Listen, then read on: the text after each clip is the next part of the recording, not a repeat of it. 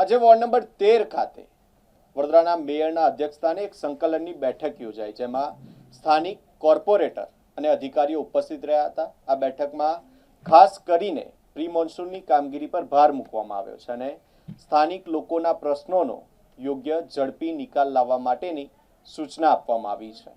આજે 13 નંબરના વોર્ડમાં સંકલનની બેઠક હતી। અમારા કાઉન્સિલરો તેમજ વોર્ડના તમામ અધિકારીઓને બધા સાથે લઈને એક બેઠક કરવામાં આવી હતી।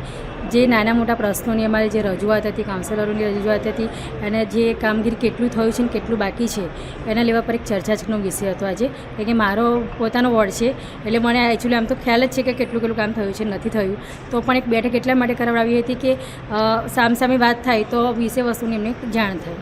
મેડમ, તમારો જે વોર્ડ છે સિયાબાગમાં ગટરના ઢાંકણા બેસી ગયા છે, અનેક વાર રજૂઆત કરવા કોઈ એન્જિનિયર વિભાગમાં કોઈ સાંભળતું નહીં, અને પ્લસ 6-7 મહિના પહેલાંની જે શૌચાલય બનાવવાની પાસ થયું છે, હજુ સુધી શૌચાલયની બધી રોડ પર બધી માટીના ખાડા રેતી બધી રોડ પર આવી ગયા છે। સિયાબાગ બાજુમાં શૌચાલયનું કામગીરી ચાલુ છે અત્યારે, ત્યાં બની રહી છે, અને થોડુંક કામગીરી જે અધૂરી છે એ પણ અત્યારે ઢાંકણા પણ બેસી ગયા અનેક વાર। હા, એ ગટરોના ઢાંકણાની એ બી અમે અત્યારે ચર્ચા કરી છે અને સૂચન પણ આપ્યું છે કે વહેલી તકે એનું કામગીરી પૂરી થાય।